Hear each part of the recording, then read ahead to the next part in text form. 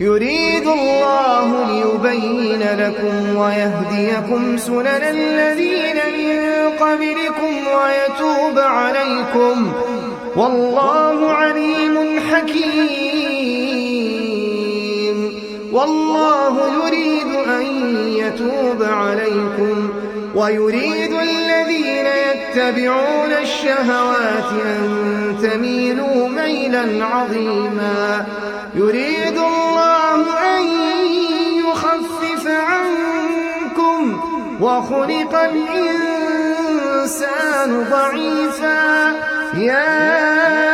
أيها الذين آمنوا لا تأكلوا أموالكم بينكم بالباطل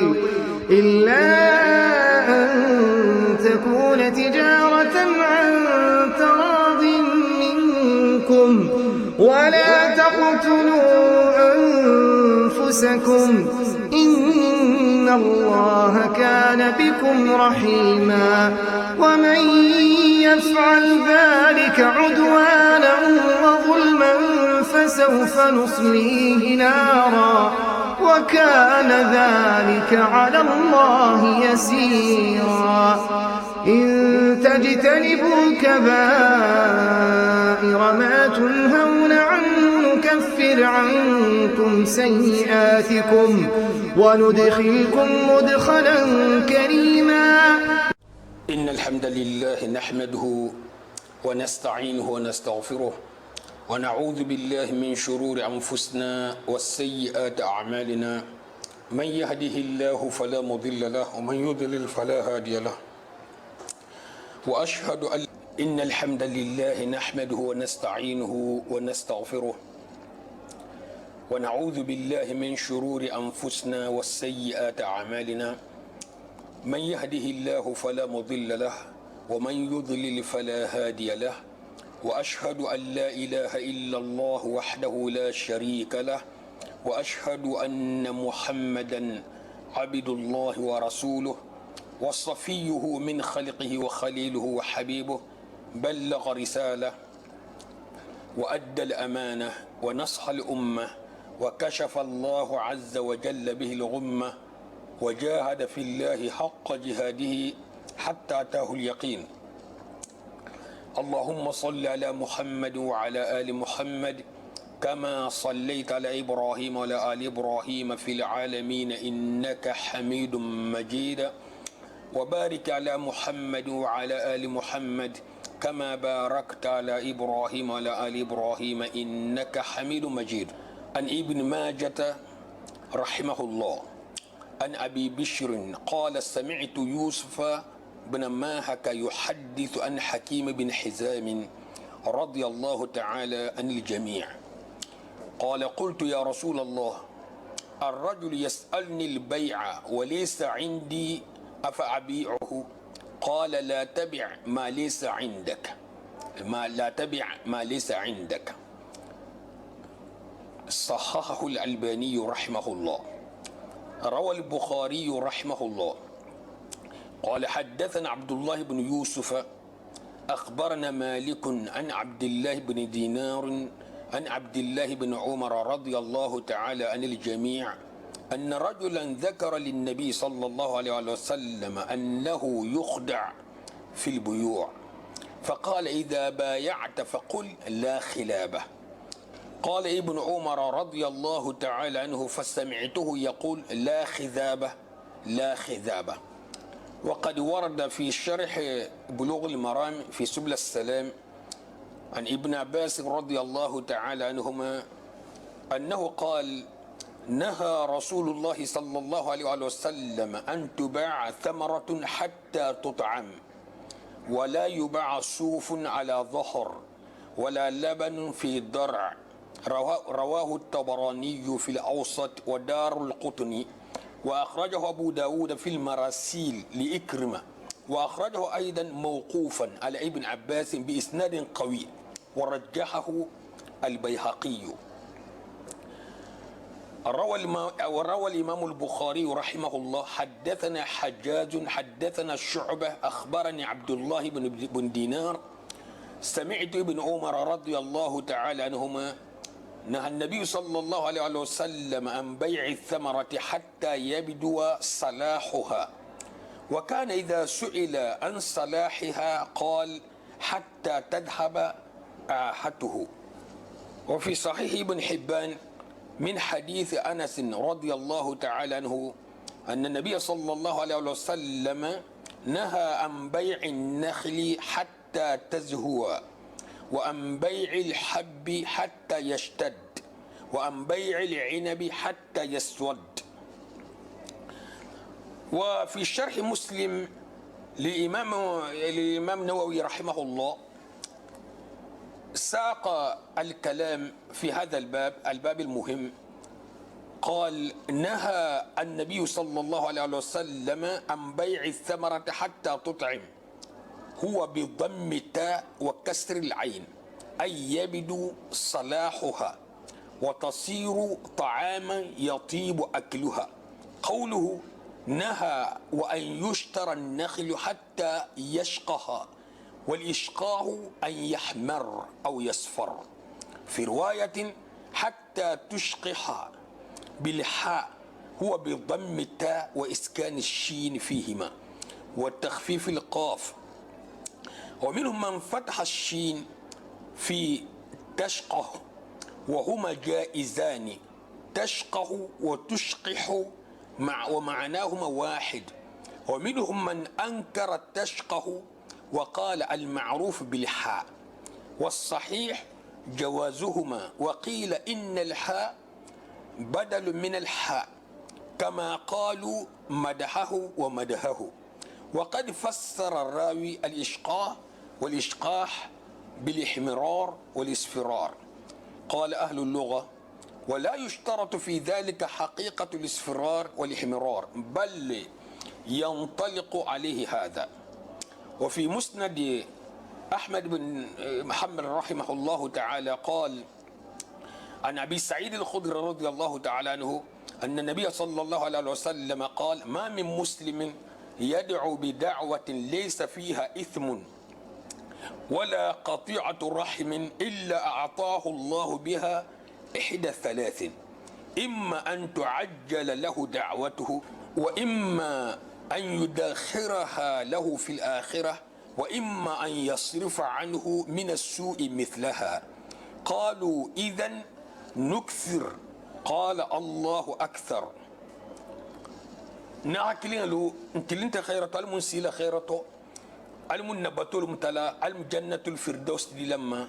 المنكس لجهنم ما المنكن نجال هنكسي كنا بوما بمن ينا خير كوتو دنيا نلقى مالمي سوتو سنيالني بسلن نفن فنيا البلاو كوتو دنيا نلقى ما المنكس لما المنتنغلاما المن سترة لهن حجابو المن نقودي على كنا بواي المن نبنيا نيالكم مبيتو سايا بمغول تاكان isemo kende kereng fakakan me ise jangarto fakakan me ise dinding fakakan me ise asifa manyo asifa be saya be moltaka saya mumunti akoto ila baro danta resultat de mokono ni butugo ate resultat de comme dunyata mo 1140 madrasa la école la ni hakaranga nyinke sanga resultat abe ne mele wakati min na jandi ala nene jarjaro min sala juso kan ala sankilin la kasaro sabo la na man ta ganye wo so kenya min ne se dolje le min man sabari be kasla na sankilin kasar tato na hakli nyinte sankilin kuti santan kunte sankeme kunte nimu abada latini ala mu kisi al mun kisi la nambaroma na hakli nyi si wasale hadige kun kilin stotilin ko ne se min domu هيكو سمبالا في سالتالا لا آيوني أبليكي وما خلقت الجن والإنس إلا ليعبدون يهب لبت لا لقل لا المنكل الصبر دونلتي التالا تبارك وتعالى أحكيلا دا أحاكي صلى الله عليه وسلم أحجيكو دا ما فنها ما تخو كيلا نينغا كونكولا منيالي صلى الله عليه وسلم الصبر سمبا أنونو بي أتلم كيلاتي صلى الله عليه وسلم أتلم على كانونتي أتلم على تيروتي أتلم على الكيلا سوغاندرينتي أتلم أولو العزم إلى نياتونغوتي ahim man toro be samba asabarta dunya haramuma aham gol fanan sabarama donga jelon kila in hajelon sallallahu alaihi wasallam ninna halo nimmu ho mar janna sotal balaw bedan nagamina ninna halo nimmu ho dun tajahannama al balaw tinto be tagal hanjamina woni dunya kunta kilinti alla kila alayhi salatu wasalam ki sanam ho beto kunna deti dunya nemola dunya kunna diala dunya ma diala dunya man sala fem fello nas dunya to diam ho buli ninna kitabe kunna deti kisa sukhumba jahannama kono sukhumba kilinna na la bote sa manyin ka inen khadda khamo nemnemu asafu konnen malo min muda khamo te konnen ma nemnemu na hakilinge itebe da khamo nyinna failato hitili ya khankato ina do ngene min sukhumba la bote hitili nyi ya khankato la imale be tilikilne keleje algama tilikilinge o mudan sanwuli kilinti imale be tilifula keleje subhanallah altala al halon mogobe wite min keleje nama yanfa mimma almu yanfa lamma altala ha mogol matoko ko alladhina yastami'una alqawla fayattabi'una ahsana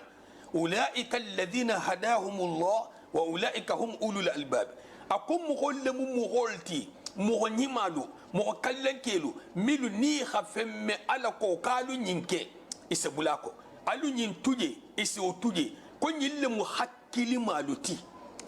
na hakkili nge moriya nyin koyi moriya koyi a fo se guliyanda to a fo mandi ato fo mandinye bari albala'u min bako hande o ma wo man toro hajjahunna hasiya fo man toroti mo alhala kenya dolle bota moriya tanati moriya mu halaloti moriya tanati moriya mu halaloti na hakila la hayin londo bo minto wandi fendomo i hanyi na halala kanke ya ta kitabu jaman kono puisque ite fanga diata hala be ke kay sinkan janne min be kele jan alfalu ine le hol gato ine le alfalu gato ni mi wulta alfalu kabe alfalu nyor alfa fusinti jan dolle banya bola jan alfanti jan ko kalabante wandi fendomula sungo ani sungo défendre la ni la avocat ni dolle banya alfa fusinta to iman siga iman jan kenyalo isa tala hataha amolo mol hadibulula wala moriya kele bar moriya o to la minke ani minke tajang wol mukilinati subhanallah ni min wulite idekila ala tafa sembenti ala kabe bulala alfalla na hakili altala na taminti wasfole kila sallallahu alaihi wasallam na taminti wasfole wa mi alfala bunya touche alfala hankaramuna a hankaran ne ko ninga tonyaje ngande ninga fanyaje ngagangula iman karan wala alfantije montije min se mo karan ko ni hato nyaa illumine kana fode ni ha fanyaje hode ma jongi karan wala ini le shentan le ho madabari ni honto aljamal unsini inti lo le mo din killinga ma alfato ifulanto iterto ile wato wato ko ina hafu ko kana fo don ngafi ki kana to nyafo altala ko ki hato nyafo bil hikma alla kila al-isra sallam ki hato nyafo mo nyima be ko le ki hato nyafo to nyako to muntijan to nya min sile kisi jahannama min na ko de foli yamma alko kana bulata nyin to tuma min na dunya ta ibi burla nyimma subhanallah na hakilinge don se wandi fendo mo la daha don se na daha mo wala meti hakenti wandi muso hadu yukum maler kilal besirin bungla leer fulal besirin bungla don se ni meti la daha muslimi ya into ma khala rajulun bimra'atin إلا كان الشيطان ثالثهما قال لك إلى عليه الصلاة والسلام لبنجي المنت هذا ما دينه كي أنا من نقولنيا أنا مسو بوم ولا أبدا فو شنتان أكيد تبى نقطي هذا مسو كده مسو بيتو كيجا قطي شنتان سامستيه سورة نين كلبان تافن ترى الكوت سبحان الله كي متا مخنتون ولا تي مسو لكوتو فو ألنياك سلان كسب ولا من ترتاتو muso muta makhentun lati kela koto fo alinya silang kasabola min tartato alinya silang min to mo min bi prepare la hasambungolo ha mobile balu san godi sifa nyinto o bata san kanto ta sammu hanto ta sambi saba koto wasafo femma konti kela bay mandaha o so fo femma na kilinga mil bija ni ba to badagila nu wolle be kumala akoto kumo koto munti kumo ni khatarnu na fantalan ta fola misal to na fota 50 mo la bolato be ba fa khaburu nyami la be bulo nyale mo on ta mayel mala mo on ta changer la ntolo bet ko adesle met ko astila ntabulu kala ni wala mun na fantala baluwolu nya bala do ba fa xam ko ba da bulaka kun folo to baralantiji mais sai alhamdulillah mo ho samang le be baraka na hakilinga al mukharji ni ma dilima al kanisi al ma wandi fenga bi jifola alla kila sallallahu alaihi wa sallam ko jahannama dinga me ta jahannama bul fenga bi arjanna takhala do bul ni ta arjanna takhalati fi khala sagama ko jahannama takhala me ta jahannama abul fenga bi arjanna di takhala do bul fa khala sagama arjanna takhala fa me ta fa khala sagi jahannama takhala ñin dum bel sagi le ñadi abe taala mo go ñulu la barani malato imma ya ke mu fulisoti non te darajo hajiki bari mo min se kisi ku si fay naja ihi se ke ibe hakul madinna asambu mana bumba ni mobili bal na kamon ba ma o bebi bulla ite se ke bo madinna ite so be barajo stono ha tu ala kuto fana nasi ta janduma ala bato fon asi ko dum wala ala bato dum fana se mizanul fa ite la bato mansia ila sadaqo gode ne mu haram ameta ila zakko gode ne mu haram ameta ila fingi be bole neto subhanallah ila baro be bo kay neto haramu meta inna allaha tayyibun la yaqbal illa tayyiba altalamu man sasenu lati godi senugo aman tughyano ya marlo ke mu moye akol kado al kharjige nyini bari ha nyini limite la ikana nyini haramu to kalu musota kilin fulla sabanani al hadango mal kana geno ke subhanallah ni mo wati nyaro kala ha fay ikana makuma nyimbe mutu yano ti danna tambo lamma tagal ma ay tajawaza al had mo ho laddan tambo jahan kan to tughyano ko to jahan kan to danna tambo ko to danga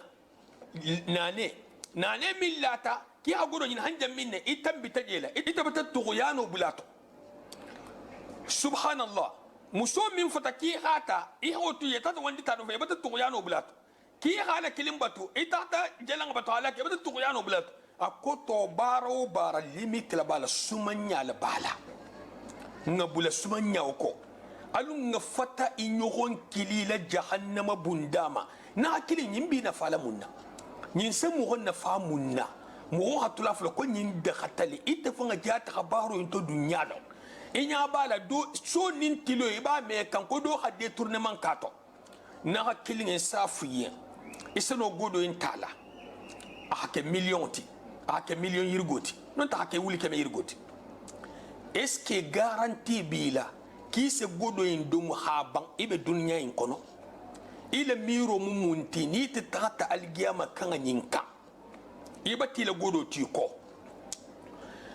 e yala inene bata mugodoje banna yala danna tambo sabo la ka takato a santim sambafe ni takata lumina so solbe maki benyo a teljoti ni takata lumina ini le muso futo jene sale ni takata lumina ini dingalu baba ya jene sale ni takata lumina ini na hakilin ya jene sale teriya bata sa ito ho buru kata alfure la jam alfure madoni alfure lele la hawla wala quwwata illa billah na hakili itele le bun sama jelorinte bumoni haria tartako nambaran tako alle kila li sallallahu alaihi wasallam aman halalu fan la siya halalu fan jata mo fan jata la siya amam mo fani ya mari ibn dunya ma ke dunya ma dinna alhalama min silal giyama nakhsibulu imanna wala dunya jam ita ha nyimmadin ni fakata lumine fota bela masibo fulanyo ko be nyinin kala be ma santim e ha do munyadi e ha sto nyadi ni man silan ku kutati ibata ta to home harasi kamal tutela puisque nja fole nyaminna ni man lala fo sikko ken atula sikkonyi ita ni nebi tilna gaburola sikkonyi ini nebi tilna algiyama wuli lungola lumminna nebe mol ba fola ko margi sallim margi kungon nakisi subhanallah annabiyan molu ma'sumun liman kuke altala hila tanga ko ma sim taminna wol be silandi ko ngati be lungoto ita hafati nyaro kan kabiratu bayinka kafiro bulu fenga bi bulu abi jifula abi kono abum mal be lori bulu amobil idum mi fatuma fanan lo wallahi ntemu ho jaw yakan ntemu ho le buwaka nim fero benye ila godo harakita miliyar rati inse miliyar kutata hadi bulu alko ngama faliye bara koto le mu ni ma fo mu hoye ni ko la ko akok talum la ko kiw bara banya lo litalto jam fantumul fele e man fen fonye e hide le trengalo hada ma dinga betenne wato be ni konto filo sita asabo dula folo le nyini adi te kuntu dula folo mboto afaye fa sebo albe hakisi nante bola ake i halan juro bayi na hakini ata haram kilinge ninyi meta dunna dugo kono adu meta dunna dugo kono futu haramu fe domori haramu fe lori haramu fe dorogi haramu fe na hakini nyi santan sammo kan sambi saba dugo kono afa me dugo tele mi altalante mo kilinge altala bu kafiru marigoti altala mu'minu marigoti altala barla marigoti barabbalu marigolemu kafiru bala kafiriyato kafiru bala kafiriyato bara bul fengal ma bul fengati altala ma fo kalta ha gosi non te ha nani non te ha boyin kay hala bul fengam tala na man ke jihadu silol jihadu me ke no kiti fo me sali non te le salo fo kala ka ita wonte dino kala hadi kette mo hobe to ma mangati fu ya jihadu e ha bo silul al mum ben sawma na hakilinge godo nyin ni min ko ka dakata ay nyama nenel de a al halan tiji min ke kuta min ke nya jakuyata min dakata to bar min ke nya jakuyata nin wo mo hol ko kiba defanna ultam tawnte alta hasano kela min ke nya nyima yata kudo hanu hum hol mawoto imam min lon nonte imam yingama nonte ima dalila soto akiyen ka dakhta ila nyima ya kan ala duwa kan ala altala tara kan aha kudo leke ala hagigo nyama ha fan le doro ta kudo ke ajina ku min kana tanyin ke ko nyin sekele nyin kunkati nyin ta nyi pli parente tawnte ati ba do nyin ta nyi ngadon ne have ka de godo min namtala agalam tal ku min kun koto ni wuli tan wuli mu ha wuli kemele mu ni ha fayen ka ha dalasi kemebo ero ataga fenga nyinta ame so ngadilim ninke ba do kan kondin naja ngane skar sayinki a minke kilinga nye na wuli kemele mutala antakela asadi bullah alayhi mutafaida nyi muta antala mutala anta su salam afo ite sifanga nyama ne nya sifaina hay hitilal gamala tuma do dolbe wasari alondo to wolu hajun tafola al hafwal ma fontul bakelele bari sata dol frami yolle durwale wolle fta lonnale asekele fame ke biske mil gafala kay kele khanyinga ka al hawala geto nyilu seno muhola khanyina min tafuyi kalma biske dol be ka wandi la be keri motom benal te khairoka alla kila hanya bal alayhi salatu wassalam ko du'atun ala abwab jahannam من أجابوهم إليها قذفوه فيها سبحان الله كو كلير لا بين علنا لله بل بكليرو كلا كلير لا بارو منتي هكليرو كألا كان على الدينو كان أرجن الدنيا كان صوبو نيالا جهنم لا كلير لا كليرو هكان يكيلت بارها كو كلير لا دو بين لو فرم بكليرو كل جهنم لا كان الله كلا عليه الصلاة والسلام ولا هن خباروينا كلا سكليرو كجهنم كان يادي مغبي وندي فندوم ولا يتكو كو دخل لها بيبلسا لها لحنا كل ما ينجا خابل نيونتو ها اكل كانكيا هايلكم وكل كانكيا كلون تالا اني كل مي فسانو امي تانو موتي فو من فنفل لومبونداينا بار من فنفل لومبوندا رول فنا غسيا اسكو كو تو نيالم بار هار ميل من فل لون الفرنسا داتو جالي ko nga kan kare kunda u ben kar sa me ka ben fola nga kar sa me ben fola pourtant ñil man kulo fa lo bari man lala ñinna mu masibo ti kawandi la fananka ikilinga kuma mo wuli kilinga dum wala ikilin ne taranga kan hakuma mo wuli kilinga kisi ibuli sal kutuma ite kilin nata kuma mo wuli kilin bulata ibuli sal kutuma min man kan abulala no hari te na mi soton wallah dani mo be silal jamonya hari na mi sto ita habo dunya kono la kawandi la kan hi ke ko bunda fulama bunda bel mo bar bunda fula ya am wol tarbara nyima dola ya ta hadithu karhan to nyini ham wol habaru dabulen na alko ya halo kita hadithu lonne mo hol bi la baro lonna lo hamin na sembe ha hadithu lugo sinyonna ya ha tara ko nyimu ke talati haraman ke hadithu inti itina ta kudoti wala ke lonna ko konin ku bulata hari hadithu gema bibul saho buloma ki kaman kan kela ikane jabo ke na fi halma mo sotoila mo me khanyin kulonya isa mun dimmanewle parce que indi fan ko tulato imala wuli fan ko tato kulo imala wuli fan ko tato non te hamugol 30 kudo kele bi ke kundirngama ko haramol mu itena ta kuma do fo mo hi kala wurru masibo ba fulu e mo kan ne hi ke kuim ka wando bundal ni muddi no tolti ka wando bunda siyata mo se ka wando boja minna ya ta kono dami nambar fusin tije ya bo mo le kalu ngawa li ngawa dene kal ido le mo nya bunda le mo kana do mo kana bo mo kan do mo kana bo don nga nyin garde korea dima don nga nyi hirasa to dima nyin la manaya don nga nyin dima alu nga silang alanya moria man kunun tafol hakenya min mawlo min de mutarbi wandi fendo molem haram molem abele sagilale atibuluma idum baboli jurubol la non te baboli saralla itel holo idum ngadu min fananto duniya dan tina fala ba bunku vila kutungu min de dori mu hol bulla afrique to wasia dombila dobi de gardien sa tu vila fangala ito nyabe barko la bonyala godoto wi gardien si la vila kon fa akenya ba kon o ça c'est mebe modon eta godo en be maden kombe avenir to ben subhanallah aman kiyan avenir ti dunya barakata kiyan avenir ti aljama lunsini almunkisil avenir jahuma almunkisil albalawma bon mena la hadithu doluti inshallah sem fande ma hadithu illa tumado mbari dol français no ifanga de malala mil laftahi fanga de mala hadithu folo ibn majah rahimahullah l'imam الألباني حديث نساخة عن أبي بشر قال سمعت يوسف بن ماهك يحدث عن حكيم ابن حزام أكون بشر كمه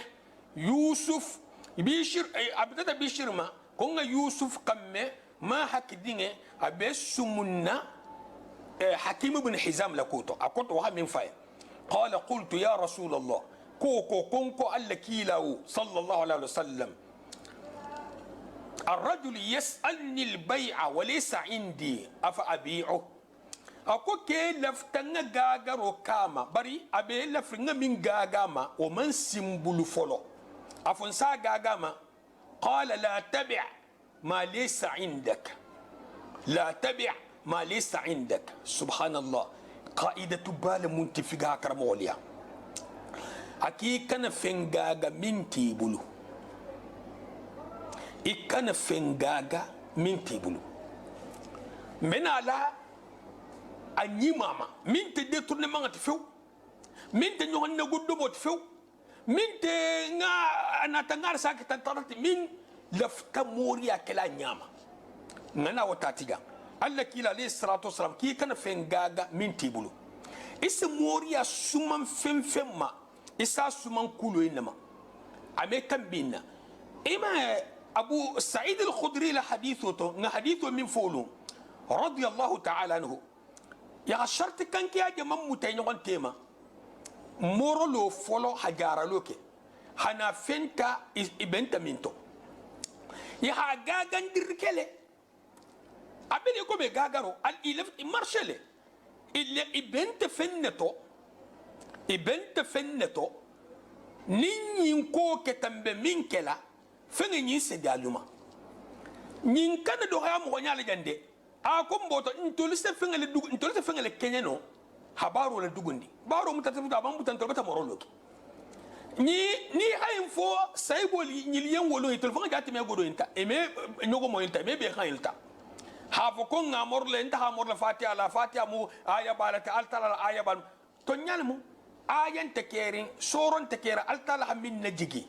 min ngabun fatihati soron teker min ngabun fatihati bari to ha morala ko ke wulita ko me mo sitrin ni khafiri akota le jangoro tegeta ko ne kanen man siyam ibenta min to ana todi alla kila alayhi salatu wassalam akika na fe gaga min tibulu ninga nyini karoke mu'min na ta moroya alafta munna duwa jabo aman la fi gharqano sinya wuli klinkara aman la fi wuli tanna aman la fi wuli kamela ala duwa hajabi wa dai gharqano miliyar karngai sako fatiha karngai non te suratu nas karngai nyingere na le comme commerçant et comme firila anin commerçant même bulu fenga dunni bulu konto filo ene benna ama fere na ta kitabu san non te lefta mo le min se karanye non te lefta mo le min senke ikole ki se ku kar sa inneke na ta ku kar sa innela nga denne giyade algama lung sinni abe masagila tanne ko nyinna ti kamunna anatan kanne hajo ina bala tar man kendele adinna filkama a musula filkama a kele filkama ya hato nyigile anata kudo lela isse fenfen ne min da nyinna ta kudo lela ko nyi lefta ina lako nyi man la fi hari hamo wuli kilima de har wano sinya wuli kilin karanga nyi man la fi ododo la iyala nyi lefta minna ni te duwa al hagigo la mbatale duwa al hagigo nyama isiti nyala itilinta ya kasalo leke ya duwa jabo ni a garanti be jombulu mbata duwa ne duwa be jabile lo garanti be jombulu eske ni nya sifatale mu hoynye nseno le duwa la de duwa man jabi iko ma to se jabi nseno duwa la le duwa man jabi iko ma to se jabi ntemo altala tara jongoleti wala hake hanne mu wani ma dole kofo mfa ban falal ne malama mbaba konyala wala hake mba ha bange nyala hafizahullah ko akoto ke ba do trambi saban kon fa ban falin tulumaje kona na ta habo biyasila ko le ban fa ke ba almu ne malama asa mfalta mu halalot kuma ko to mundi ina ta manyininka mundungo kumo ina wulta muma ko kono koni mo ho na ta kan I hadola asimani nin ka folo ila godo ye ha soto nyaadi halalul mfo haramul al ko holo nuwo geta asafuye duwa jabon tenta bulde abe alal bulu ninni la godo la muta nduwatiye ni la duwa man jabi isen tuji alaya subhanallah inyal fasilut ikum al tara lafta kudo itam gola ke bayna isen tuji alaya donc mo fam ba sa wulle hata atani gori sama mena parce que atani sharto mi mutalta mo ni hay fo gori tigo ala gori wulle hata ni ta hala habon ko sharto ne be mutarun koto ni sen nya sifo mo jamanye surtout devant to bara fon kele ni de baro yirse baro min kete moke ni se duwa min ke ibe halalul dum kan ibe duwa le be dur khotale be kol kela subhanallah ibe min dumula abe halala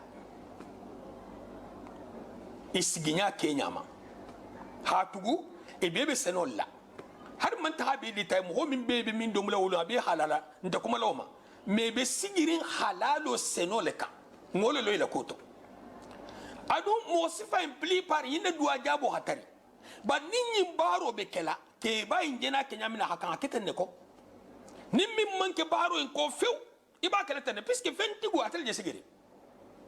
ibada asharto mutama ni ilafta minna amma fa kun sar khono karay wo sar khono karanne afri sin kala bara mu fa inda kolle ko ina ta minna na mambe isen tuji alaya dabor fala bata dam tala godo me hasto nyaadi nyille mu arjanne nyini nati subhanallah ngame 47 alm ne wala ka hadin ningal tara ibison kar janna silo fele jahannama silo fele akwali lo de kar janna silo min to ko ja abota ngela arjanna nyini na wamilo arjanna makonon de woja astambi jelela na hakkilinge na mughfolol mam minken kano layla ñu wala baro kita munti jula yalamu senolamu ngayne me wala fanan tartaji jula yalamu senolamu ñim fam batran se bo hatayi baba le talibo e non te tul fal talibi barka maliya mo wol senay sena duwa finga dime se duwaye duwa finga ñinte ante charte kanki ari misal to ntoyna na tan leftayna ni mu manke ñaabi ñu honto wonte o do fa sifante na tal dron mo ñi mal be kar kankar kunda fasi duwani mo ñi mal kankar kunda fasi duwani kabri mo ñi mal banta do la do be jabi wala ke mo la godoka kom bo ton tolu fayda me kuje ninga fayda mo ñi mal ni sa duwa ila duwa se jabi bar fayda kabri ko lu nya siyata duwa jabul tunga damtata doli wakala al hala dola biska fogu do hastole ndu sona da xeyni xon kuñadi mo xona ta mo minnya ko karankar sa duwanye alay kar sa duwanye afo ñi mo xo xafeng bo dina to khadima il hadiya fele ni hala saga ma sa ko non il hadiya subhanallah woni mo xo xanayya al habengato ibe jël sarala million e atunya wuli kamelula non ni wal mutaha subhanallah na hakili ñimo commerce lati ñimo fenneti min bibulu do ada go bibulu mo ho hanayya kibe ne sarali hajoto mbe jël sarala million e atunya wuli kem sagla non atunya wuli kem euro la non ibe ne sarala na hakili ni boto commerce to mo mbiga mbutugo mfali konyala mo hollehi babalo mfa baba kaso almne malam nigérien dol na taya ka halta la taray ay mfa di ko ka telbet babu kan al kambika ka ko ke ba ko na duwa jabela lunjama mfa di ko ke ba ka ko ila mo ke ta hatati puisque duwa jabin tentabul na hakil ngin se ko dum mabiti nyaadi wol fu mo birin tambisayna puisque ko tan fana nyaala janne ko do ajabin tante ama fa da ko mbota abi alal mafungo no adine ke nya ka ta ke hata hati itel barani ma si tel mo si folto ni ibe kholiri munna puisque ise baranya ni be silen ni ko ngolto wala ke hinke o ima ke de ko ba ko i hakulon ne ise no akelele fungo no i hala gigo million i holla baraji ngana fuyi manya khani ke ba kundala fu sinte manya khani ke ba kundala ba manke balje sambullo lit ato mije mobili kende sannito e hila balu ningole nyinito halalu bulum subhanallah mo nati ya mon tangala tegam femin anti tabulu allati la sallallahu alaihi wasallam musnad ahmad kono abu sa'id al-khudri al-hadith anna nabiy sallallahu alaihi wasallam qala قال لك لها بنجي صلى الله عليه وسلم ما من مسلم يدعو بدعوة ليس فيها إثم ولا قطيعة رحم إلا أعطاه الله بها إحدى الثلاث إما أن تعجل له دعوته وإما أن يدخرها له في الآخرة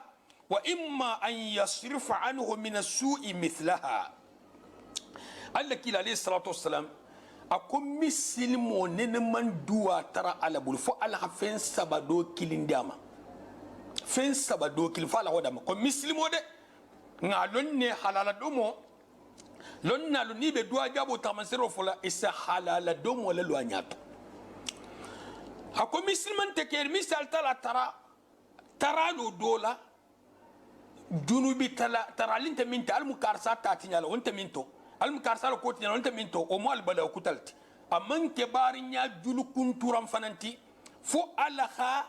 ku sabado kilin diama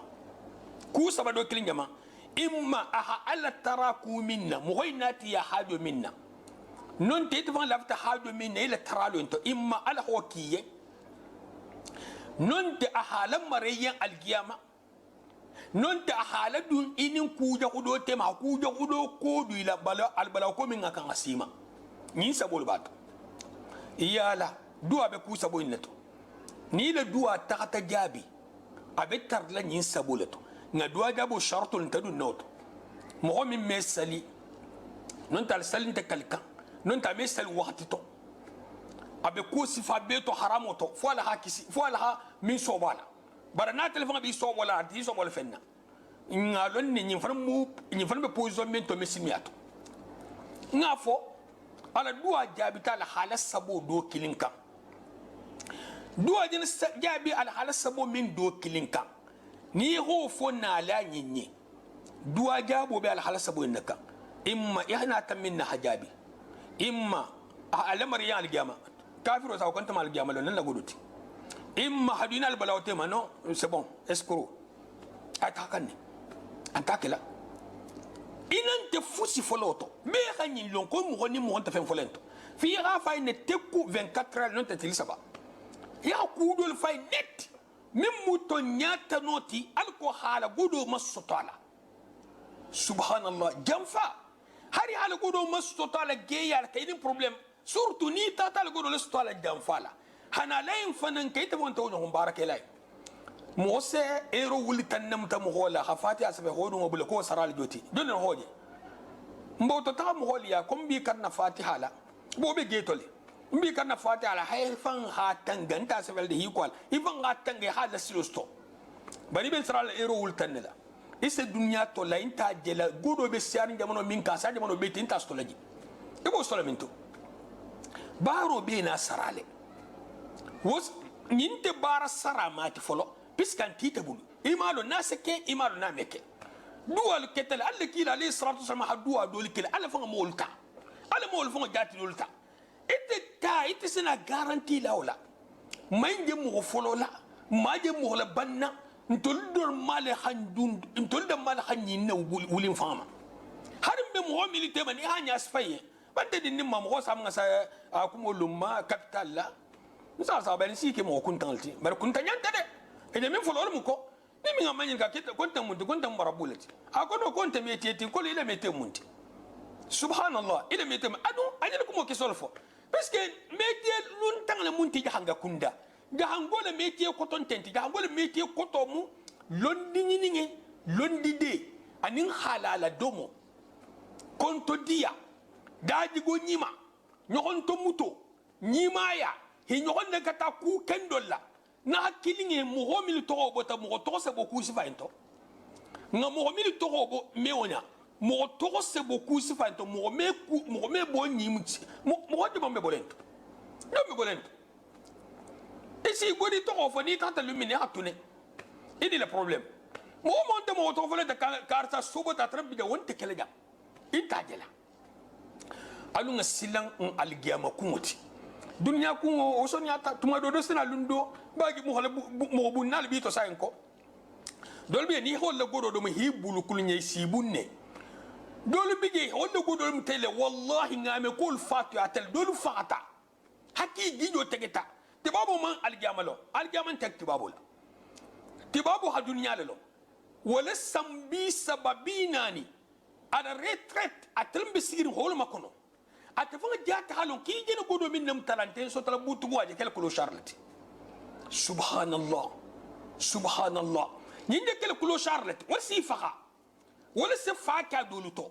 ya kulo char min jesilo kay kana fa ko morot non tato de mu nyinno be asaban neto parce que to li mala lo le miro manga ni ha gije tege haimbe busala ni se busala nyadi hakudo italata ya hana godo doti ha aba tapetapi nyonta hake goro tanyala ube ha valise la fanyala ha corté do le bara ha akoto magie le bara ho itala na la nsi la goro fali ha ku itala ha convaincu ha voko vraiment nyimmo ho nyin sen na godo en fali ne fon ha junta golla hala lu itala min se nyin la mane ya ko nyin fun khajun ta golle nyin tel di makka wa hana dum wo mo hobulu sile nyin ngana lon kon na godo nyen ta hal sanjalu tan mohan bi saba la ilaha illallah godo in tata minto adobi je jani babla ko sankilin sanfula godo in no tunenta ya halu ne jeni minke Allah kila alayhi salatu wassalam hakafiru minna kofo na tata fa kafiriyaka kan te dun na jahannama fo arjanna dinga min ta arjanna ni tata ka arjanna dun keti fu ya fa hala mutela ya halu ne nyimbi kuta sharra min al talaya inin don ngay ndum ini mo saman hadum ini dol fon adum amna fanti bari kilin ne ba sarala ila bungo yo ikil ne ba contrandikela ila mobili ni ikil ne ba contrandikela ila magasan ni ikil ne ba contrandikela dol sen futu fatato ngatarle dol ba stonyala itel natati itel ko kele muiti itel ko ki sal tala be nyoya no inna itel ko ke ku kuntato mboto ta ntol sadum min keta dinti min keta musti min keta manyoti min keta muskoto alu tugato hala ulama ko atakole ko kudo babulu min sa kisi alal nambaru na hakila alu ngasilan alanya al talam man sa sabar lingati de nante info me keno al tala hakuri ta sara la kenyelat goma barak abe sara kan dol mako i hajangaru kuntanga minje godi ku sifay ni tutayn to fuyi xama sibo do sotela dunya folo imma jangaro do khas shartima nonte hadama diga do khas shartima nonte al balaw ko hido hinya ko to fo gijete go mo metu isemu mete mo hol gijete ga kan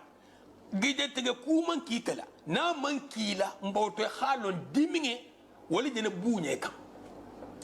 wa kan ne hisile ko moti na akili ni se barako la bu mo seto ha barako bu ila mo yato ha barako bu ila ko nuto ni se wala ke mo hola hana imagination tu nya koto nja fola le ni kumo min je fola a bebe sefe kanne malekul bulu la mer lal bala me kanne bara lal be bara kanne la fayr lal bel fayro kelle min fala ben al his jolekum yal kadi da gol kana danku do ko nye ko do kai do hande merindi do kan la he alje mo min le mete kuma la ndol fokan alje mo min le me la tambe americana la fili ñil fo ni be muhadarati ni be conférence kele se godol takan ifan me haramu la kan donc il va falloir to sen kala habal kul kan ñi dal fil kult teru fir'auna hammin fo alam mu kholiye musa la koto mbe silandi musa kan la fili nko for la tambirlay nko d'abord fo la kumoto masibo be ato atafon mimme nu wata fangala a folo nin tolube haramola akoto nin kawandilal kise muhadarato ke hagolo mtala a folo man kawandilalo min se muhadarato le wuli kala ta godo lante ke malo banna tata ke kabije haramunte ay londi della ni mo hoy londo jila ko kalun sara donc ko haramul moti fula asaba nyoko ni nyulutay mu haramolti mu ngake ba fali tan kya haramo dable ta ba falo mo ko fa nga haramo nyori puisque fa me haramo lumla ni mo wala mo be haramo dumla a fota le ki fa nga haramo do ba haramo do la ta jahannama ita al jahannama no fe kuma ma yengeri ngale sa ni mo sifa min be sokoto hasiya ka kana lafi o moy ni mo na tel ka bi bol sila ge kan ka be tay tifilo kam moy ngo fo sabot mole bar mo ko silu kar sa nyinda bula ite fa nya bala meke puisque ni atilin titala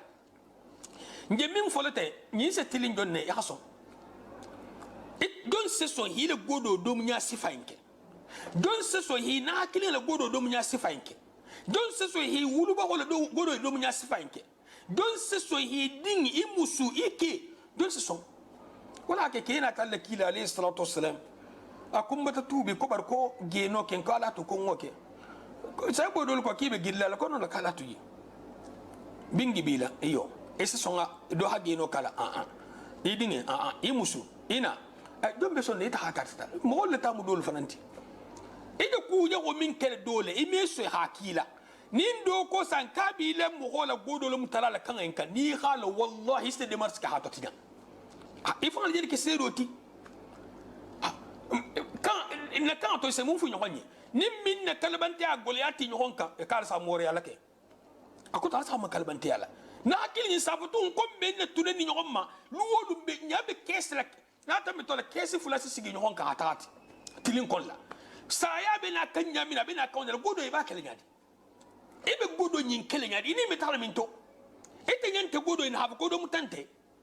ite mon kusambara la baro minni hawuli kilisto ala barakalato ijso hala barako halele simato barako halele bangata halele dimbato halele dingalto halele fangata halele wulu bagolto ibaji la mo mimma be hakin khairot ite mon kusam gursi fo nyinina eme entreprise laka fonninki sembo bi fateto eme bare ko be dol be barra nyamina eme commerce ke mosi tu godo nyin kante hayta si alama imi mira lumin na saya bi tala iba talon butun ki frontier la iko wallahi nta sagla butun ta kanne Allah ala bi jannama ku wattaqu yawman turja'una fihi ila Allah qal islam bi lu ngade lumin ibel sagila alama wallahi ke kendo fele lari ala bugol fele lori ala mobil lu fele khabilo be baku be ba kasla bari kilna ba to potala de ni tata butu dol je do murol ke kanko e nyati la kola nyinna halga mako masla wallahi inna masla ini mo milu darta qoli nyogom mo ya bulo tanim bari nya bulo to le sidi barasila bari nya mu dunya kulati ngamu so ta ngamu so bula ngake ngi ta ke ko mbota ko ngadi ngasto nyimbe mu dunya kulati ni fata butu ke kilina na te kilina jenta mo haka yi khasilan alhalu inna almunsilan alhalu inna na hakilin ni mo ho na tiya ki ga barakar sakai baro ni ita min ja kela nyama jat isse sinyala isse saloke isse duake isse dua fengal di bayina ta 1000 euro 3000 euro 5000 euro ina tolum tala yo nga dua fengal tala afrique yalla ko ha dua fengal nyinna ma mo ko nyimalti ha nin goro sorta fa ha dua fengal takar sama jandi dua kar sa faga wala ma mo ko nyimalti bar hani nyinna me saha puisque ni ha fati goye anta sonna kedo trembe saha to alla kila alayhi salatu wassalam jamano ako funge liman bukhari na ta hadithu tabla ibn umar la hadithu to أن رجلا ذكر للنبي صلى الله عليه وسلم أنه يخدع أكو كيدو الترم بكيلا جمانو صلى الله عليه وسلم أكو كيلا باي أكاس تلك تلالي أكو تو مغول ساك تلكني في رو وقتو تا منكسا قال كيلا عليه الصلاة والسلام يا بمعنى في البيوت فقال قال كيلا عليه الصلاة والسلام أكاي إذا بايعت فقل لا خلابة abla ibn umar ko ngami ala kaba fil la khidaba akoto dato bunyo ngo trembala la khilaba bimana la khidaa akoni minna tabutugun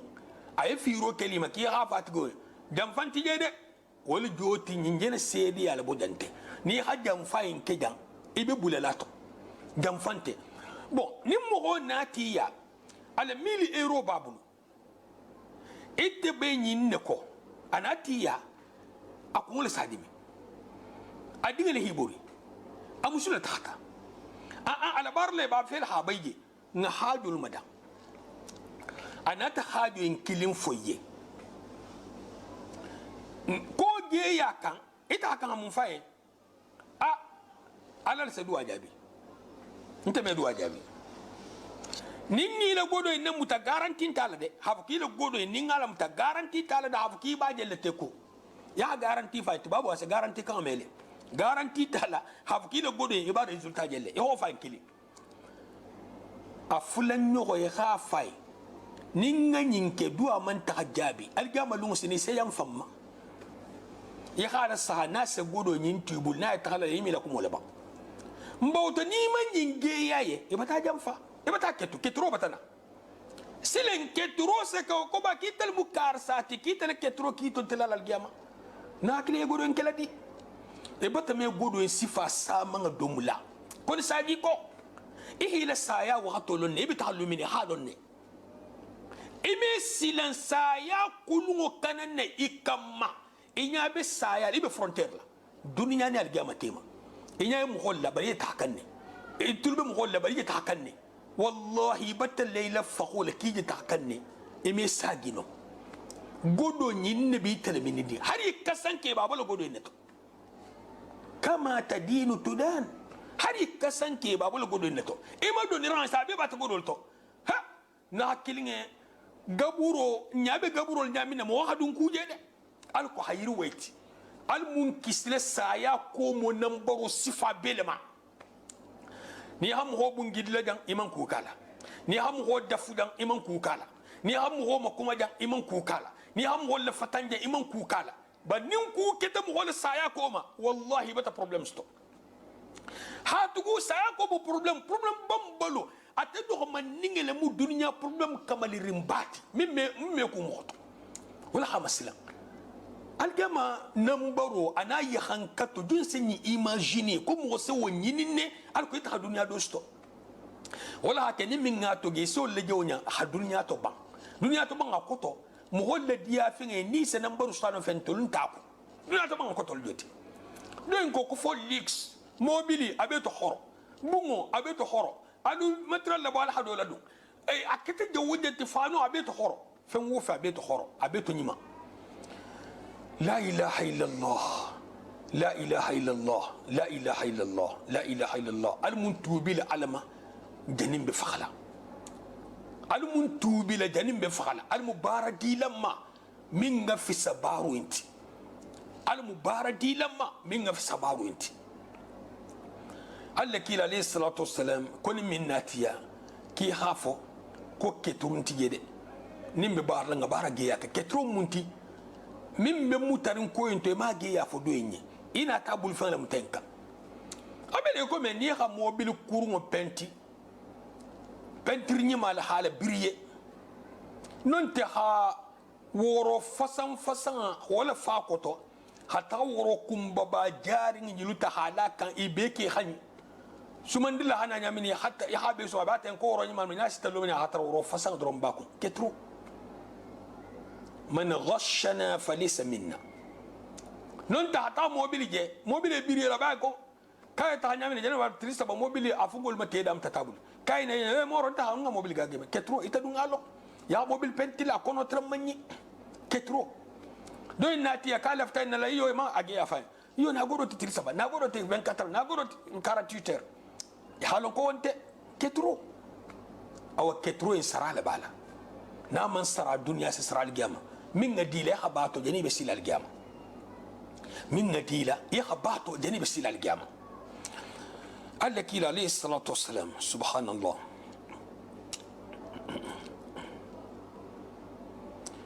عن ابن عباس رضي الله تعالى عنهما ان النبي صلى الله عليه وسلم سبل السلام قال بلوغ المرام شرحه كنها رسول الله صلى الله عليه وسلم أن تباع ثمرة حتى تطعم أقول لك إلى هفتان دو كلا صلى الله عليه وسلم يردين غاغو ما ها حسيدو موما نمبيخ شوبروك كترولا إذن تاو ليمونو غاغسا ننت مانغو نمبرو هتابولات إيه غوري مبال منتو دنيا دون تعلموتنا إتجد دو إنتون بتخ سبحان الله ولا يباع صوف على ظهر ki kana te fanan gaga titi go koto ko me saho sahatana wala laban fi dara ikana nuno gaga sunje to rawahu at-tabarani fi al-awsat wa dar al-qutni wa akhrajahu abu daud fi al-marasil لإكرمة وأخرجه أيضا موقوفا على ابن عباس بإسناد قوي ورجحه البيهقي ينبمو حديث لكنديا سند دولتي روى البخاري رحمه الله لمن البخاري في الله أبو ابن عمر لحديث تكونها النبي صلى الله عليه وسلم عن بيع الثمرة حتى يبدو صلاحها قال لك عليه الصلاة والسلام فتن دو كركو خيري دين غاغا ها أكوتو حالكياتي وهلن كنما أبتلون كابتكاتي جنبوتو يردين بتكاتي أسنو دوملتي وهلن كنما وكان إذا سئل عن صلاحها قال لك عليه الصلاة والسلام ناترم من ينكاتا على الصلاح هكاتي ودقر مجمنتي قال حتى تذهب عاهته حتى تذهب آهته أكنت في الناس يردين تيا موسى هم يردين تيا لا كومنا هو بيها بودي مبتالو مدون كوين جدا منا تيا دا كنت على كوتو ابن حبان فنن تاتي أنس لحديثه أن النبي صلى الله عليه وسلم نهى عن بيع النخل حتى تزهو وعن بيع الحب حتى يشتد وعن بيع العنب حتى يسود. الإمام النووي نتات الإمام مسلم لشرحه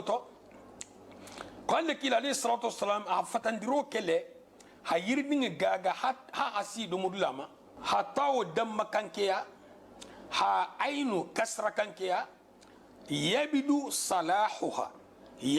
صلاحها وتصير طعاما يطيب أكلها. قوله نهى وأن يشترى النخل حتى يشقها والإشقاء أن يحمر أو يصفر. فتندروناتا كوها سندروك تمريلا ها وليتم منا ها ولي ننتهى نتمنغويا نها كيلينغ نجن ميمي نيغا كان هم هوسا جانغولو كو دنيا دم ما تو تغتي نمخودو ندندم ما هاي سامان نمي نتندم باتامي مبابا لسامان الكان حرام ني الكان حرام ني والله مبتو مال سامان atadun kilim manyin fo ke ba saman na hafo mun nan ja ke ba luma kula piske abe duniya toliye ko nyin fo ni da ke ba la fo benta ke kenya sifainto wol fo mara mim tarinja wol mara mim ta ba mo man si ya min o me wolon ni hanya sifa do ya jeli la fo ba ma do hafo ko mo fo so kelelo ni mi biriye toto ho ke keti mo wol fo be keri so ke kankiya da tol mu karsati kele muyti ñille ke ko te sabu jogote hijani almun kisila dunya ni algama janoma almu fendila ma min san wasa ñindindi sifayma almun kisla hantanga almun sutrala almun wasala fenna min dinna wassalamu alaikum wa rahmatullahi wa barakatuh.